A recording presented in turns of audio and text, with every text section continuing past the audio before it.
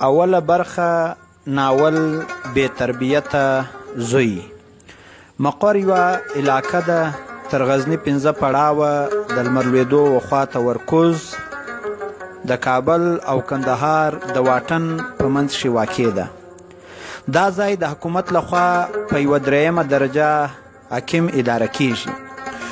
اوسیدونکي د دې ځای ټول پښتانه او په پښتو غږیږي.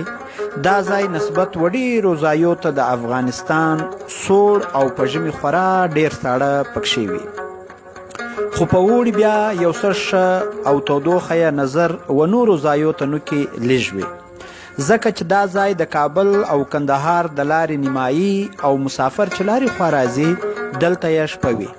نو د حکومت لخوا یو ښه عصري هوټل چې د وسایي او استراحت هر ډول لوازمات پکښې دي جوړ شوی او هم په اوسني وخت کې یو پر اصول برابر او شایستګۍ بازار د موټر د سړک پر غاړه باندې جوړ شوی دی. له دغه ځای څخه بیا یو بل سړک د موټر د سهیل وخواته جلا شوی او خورا لرې مربوطات د مکور له هغه سره وصل کوي. نو موږ به هم دغه سړک مخ پر سهیل ور واخلو او د ترنک تر راده به ورپورې وځو تر څو چې وآب استاده ته ورورسیږو او د استادې د اوبو سیل به وکړو. د استادې اوبه د ځینو سیندونو د ګډون په اثر لکه د غزني رود او د زرمت رود سره یو ځای کیږي. اوبه یې تروې او د څښلو وړ نه دي، خو د ښکار دپاره خورا ښه ځای او په پسرلي بیخي ډیر او هر ډول مرغان له شاوخوا ملکو ورته راځي. نږدې غاړه یې شرنه ده او هم یې پر غاړه خورا لوړه او ګڼه سرمه شنه کیږي چې د نږدې کلیو ګورمونه او رمې پکښې سري. د لمر لوېدو وخواته یې په غټو او ژورو کښې یو څو خورا ګڼ کلي پراته دي چې ګوړۍ ناوه یې بولي. د دې ځای اوسېدونکي لکه د مکور نور خلک کاریزونه او څه هم د بادامو باغونه لري. په دې کلیو کښې یو 50 کلن شتمن او بډای سړی و چې خان نومېده. په دغه ایسته او رایسته کلیو کښې یې خورا ښه رسوخ او نفوذ درلود. لوی او کوچني پیژانده، ښځو او نرو ته په زړه پورې و.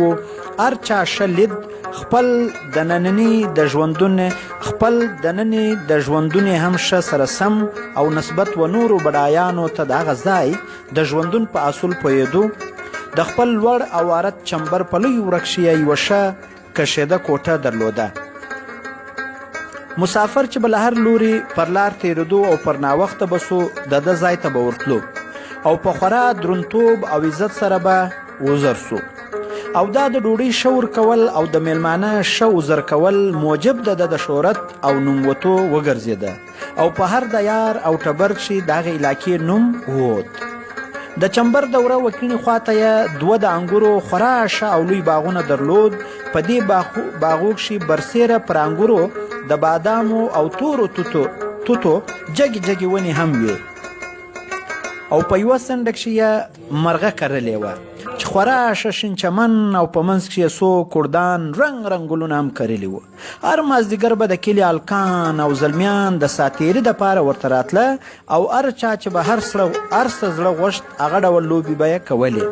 او د دې باغو میوه چې به پخه او د خوړلو وړ سوه نو به یې د هغو ورونه چې د کوڅې وخواته راخلاصېدل ورپرانیستل او هر پر لار تېرېدونکي به له هغه څخه بېله د قیمت ورکولو وړیا استفاده کوله. لنډه دا چې دا سړی هم ښه بډای او شتمن و او هم هغه ډول چې له هېچا هېڅ شی چې د ده له لاسه کېدو نه سپماوه او خورا ښه اخلاق هم درلود. له لوی سره لوی، له وړوکي سره وړوکی او له سپین ږیري سره به سپین ږیری و. د یو زوی او یوه د 3 میاشتو پتي پورې لور درلوده. د زوی نوم یې رحیم جان و او د لور دایه ببو وه. رحیم 2 کلن او خورا ښایسته او ګلالی او په خپله تنکۍ ژبه به یې دا ډول خوږې خبرې کولې چې پر هر چا ګران او د هر یوه ښه ایسېده. ځکه چې د پلار همدا یو کوچنی او وړوکی زوی و، خورا ډېر پر ګران او په شپه ورځ بې له ځانه نه بېلاوی. هرې خواته چې به یې پلار تلی د ده لاس به یې په لاس کښې و او په وړوکو ګامو به په پلار پسې رهي و. ځکه چې پر پلار ډیر ګران او پلار یې هم پر نورو ګران و. نو له دې سببه په کلي کښې به هم هر چا نازاوی او په ډول ډول چمو به یې د ده د خوشحالتیا وسایل راغونډول. ورو ورو په دې ناز او راحت کښې لویېدو تر څو چې د 10 کلونو شو. نو ځینو پوه او معارف دوستانو یعنې له تعلیم سره کوم مینه چې لرله هغو دوستانو یې پلار ته وویل چې په مکتب کښې یې واچوه، یعنې په سکول کې یې واچوه او سپه زده کړه چې شنوا او لوستی سي. سبا به ستا پر ځای دی او د مینې میړه وي، نوم به دې هم په ده ښه او هم به په ده بد وي.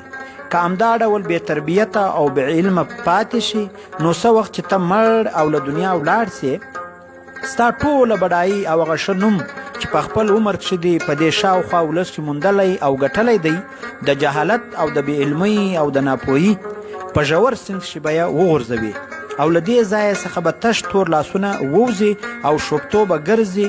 نو له دې جوته د ده د راتلونکي وخت اوسایي او ښه ژوند اوس ستا په لاس کښې دی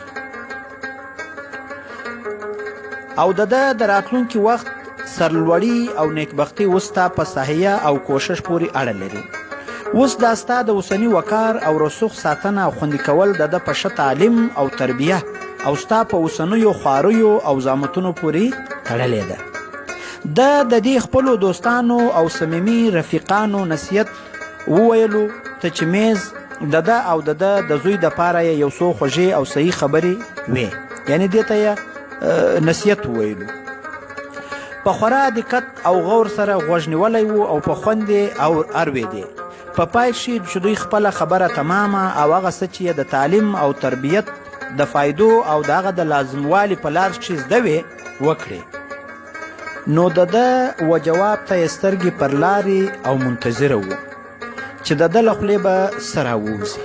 ده په خورا ورین تندي او غوړېدلې څېره او د محبت او د مشکورې په بڼه سره په خورا ښه خوږه او پسته ژبه سره سترګې ورواړولې او ویې ویل چې زه ستاسو له دې خوږې او د مهربانۍ او د شفقت له وینا څخه چې زما د زوی د تعلیم او ښې روزنې په شاوخوا کښې مو وکړې ډېر ممنونه او له تاسې څخه د زړه له اخلاصه تشکر کوم او زه به هم انشاءالله ستاسې دا ښه ویل په زړه کښې خوندي کړم او پر هغه ډول باندې به د خپل زوی په تعلیم او تربیت کښې خواري او نن به یې له موره او انا سره هم په دې خصوص کښې مصلیحت یعنې مشوره وکړم.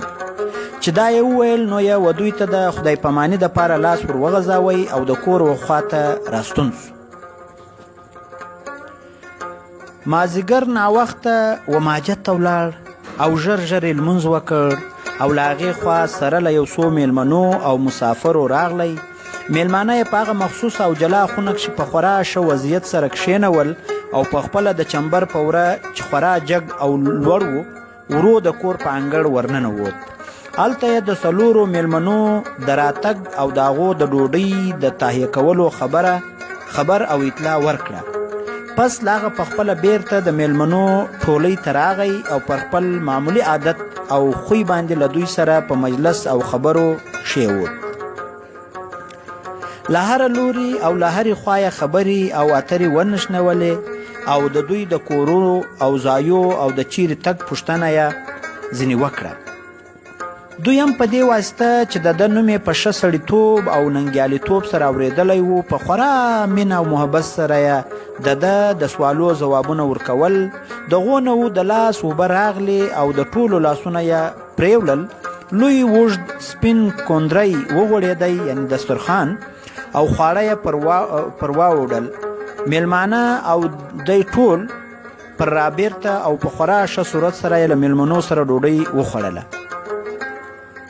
پس له هغه چې چای هم وچښلې په ګډه سره یې پر ویاله اودسونه وکړل او لمونځونه یې په ماجت کښې ادا کړل. له میلمنو سره بیرته کور ته راوګرځېدی او په خپله سیخ کور ته ولاړ. هلته یې د دوی د پرېوتو د کالو زیرمه وکړه. پس له هغه چې دوی ټول سره ځای پر ځای کړل نو برابر د خپلې خوب و خونې ته ورتیر و او د خونې ور یې په پښه ور وواهه او ور دننه ووت. ځای لومړی د ده تر راتګه ویړ کړی و. ورغلی پر سم لاست. وروسته له هغه یې و مور او ماینې ته ورغږ او دوی یې راوغوښتې. دوی دواړې راغلې او د ده د سر و خوا ته کښېنستلې. مور یې د صحت او د ده د جوړتیا پوښتنه ځینې وکړه.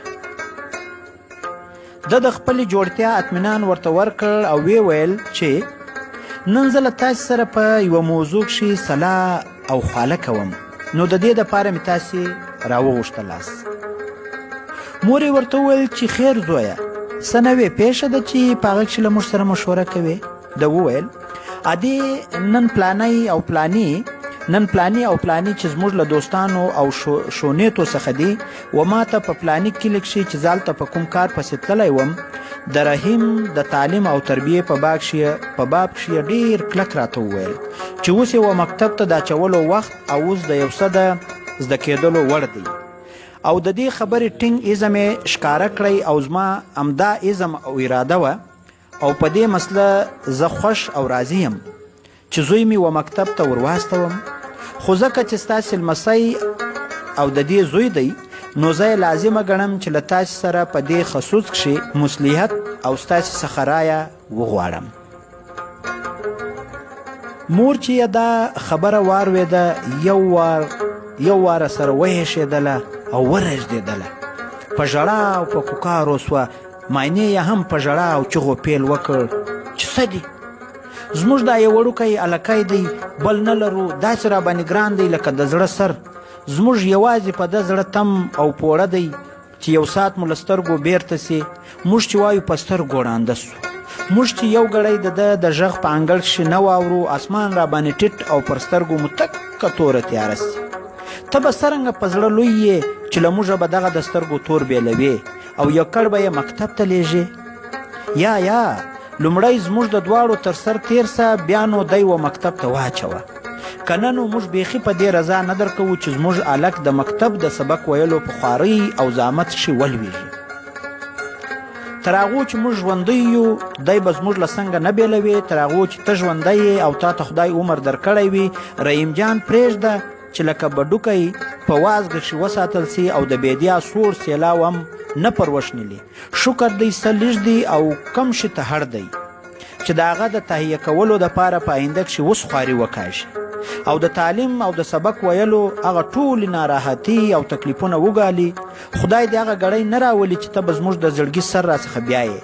شکر دی هر شی کوټه لرو چې زلمی سي د ده او د لمسي بلکې د کړوسي لا بس دی او هیڅ ډول کار او کسب ته به نه سي هړ.